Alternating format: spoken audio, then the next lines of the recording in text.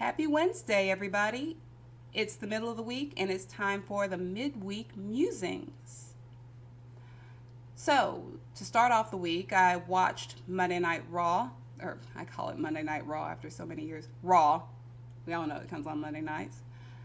And I stayed vigilant for the first 2 hours.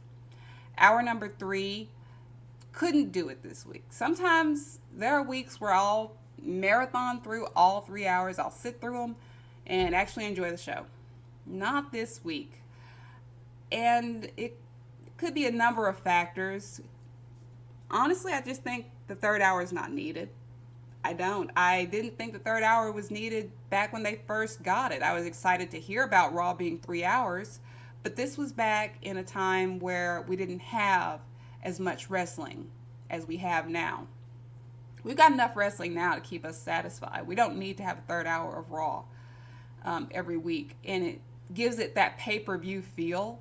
But by the time that you're done with the third hour of Raw, you do feel kind of burned out, or at least I do. I'm not going to speak for every fan, but I would love to see WWE eventually get back to just a 2 hour program on Monday nights, and maybe even go back to where you have the first hour of Raw being the more tame or more technical or more basic side of things, and then the second hour, which used to be called Raw is War, with the more edgy or more hardcore or violent even aspects. So it would be nice to see that, not only as a fan that's getting up there in years and just really tired after the end of the second hour, but from a point of view, I want to see what fans or how fans would react to a 2 hour show after many, many years of a 3 hour show, and seeing, if you're interested in ratings, how that would affect them. So that's one thought that I've had in mind as I watch Raw from week to week, whether it's on DVR or whether it's live. I just can't seem to make it through that third hour, or at least I find myself skipping past a lot of segments to see if anything was worth watching. So when you get to that point, you really have to question if that third hour is necessary. I did enjoy Raw, the first 2 hours that I saw. It was very formulaic, it kind of followed the same patterns that it had been going. And it seems like a lot of what worked the week before lost its steam. Maybe it was a live crowd, maybe it was just the area that they were in, but take for example the whole Rusev Lashley situation. What was so wild and so beloved one week came to be kind of not really interested a week later. And I guess maybe that speaks to the fickleness of wrestling fans, which is a real thing, but also maybe it's time to step up on some of these storylines instead of dragging them out, because it does feel like after a certain point storylines like that lose their freshness. And as a fan, as somebody that's been watching so long, it's easy to get bored because you kind of figure, okay, well, I know where this is going to go. Most of the time we know where these storylines are going to go, and we just kind of feel like we're being dragged along with it, waiting for the payoff. And that's kind of how I feel right now about the whole Rusev Lashley situation. I feel like we all know how it's going to end. Of course, Rusev, who's been treated so badly through the whole thing, is going to come out on top, get his comeuppance, so to speak. But why do we have to take so long to get there? When are we going to see the payoff for this? So that's kind of what I'm thinking about Raw right now. I did go back and watch that third hour, and the whole thing with Seth Rollins. Of course, you have Seth Rollins and what he's doing on the show, and of course, you have the whole Survivor Series coming up with NXT being involved, and I'm excited for that, but it doesn't seem like it really translated well on television. What was so wonderful on SmackDown this past Friday really seemed to kind of fall flat. And again, maybe it's the live crowd. Maybe it was just, that particular audience not being familiar with a lot of those people that we saw, like Undisputed Era. But, with guys like Seth Rollins, being at the forefront or being the top guy, being the voice of the company, so to speak. I think that, Seth needs to have a little bit more, I guess, forcefulness. I don't know. I think when he's in the ring going back and forth with Triple H, he shouldn't feel, or at least we shouldn't feel as fans, like this is a dad speaking to his errant son, which is kind of how that came across.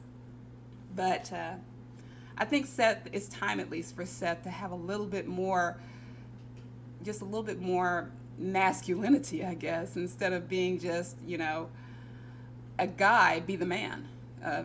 Funny to say that when he's engaged to Becky Lynch, but I want to see Seth with a stronger role. And at least on social media, he seems to be taking that role. It's rare to see a wrestler on social media calling out, or at least in his position, calling out a wrestling critic or a journalist like Dave Meltzer. You had this past week where it was reported that there was a backstage meeting before Raw, and allegedly Seth Rollins stood up and had things to say during the meeting and was referred to as Raw Rollins because what he quote unquote said had to deal with, things like supporting the company no matter what, blah, blah, blah, that sort of thing. And of course, Seth comes back and lets us know that's not true. And he calls out Meltzer and tells him that's not true. And Meltzer did apologize. And you have these fans that, they feel there's a certain way about Seth Rollins now. And most of them used to love him, which is funny enough. But they have this opinion that Rollins needs to shut up. He needs to get off social media. It was nice to see him vindicated a little bit, getting that apology from Meltzer. And, I've never really been a huge Seth Rollins fan. When he was in the Shield, when everybody loved him, or it seemed like it, I liked him, but I didn't really see him as I do now, which I do respect him. It wasn't something that John Cena would have done. I don't think Roman Reigns would have done that. This is the first time I think somebody's really called out a reporter and, kind of demanded respect, getting that apology. So good on Seth. Whether you love him or whether you hate him, he's in the position that he needs to be. And I do feel bad for him that he does have to take all that hate, but I've said it before, those that have come before him have taken that kind of heat, and they came out just fine. Cena came out okay. Roman Reigns is going to come out okay, or he did come out okay. Rollins is going to be fine.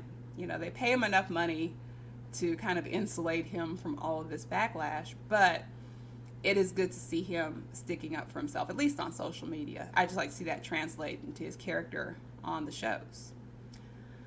So that was Raw. Other things going on, you've got NWA Power last night, and you've also got AEW Dark. And with NWA Power, really good show. Really happy to see what was going on there. Colt Cabana once again holding a title, and that's good stuff. I'm proud of Colt Cabana. I've been watching him for years, and it's always good to see him get a little shine, get some time in the spotlight. Not so big on commentary. After the first couple of episodes, I tolerated Jim Cornette. I tolerate Jim Cornette. He's been a comedy character basically as long as I've been watching wrestling, which is over 30 years now. But these jokes, if you've been watching as long as I have, you've heard all of it before. You've heard all these little jokes, even the cadence of his voice, a little bit more high-pitched than Bobby the Brain Heenan.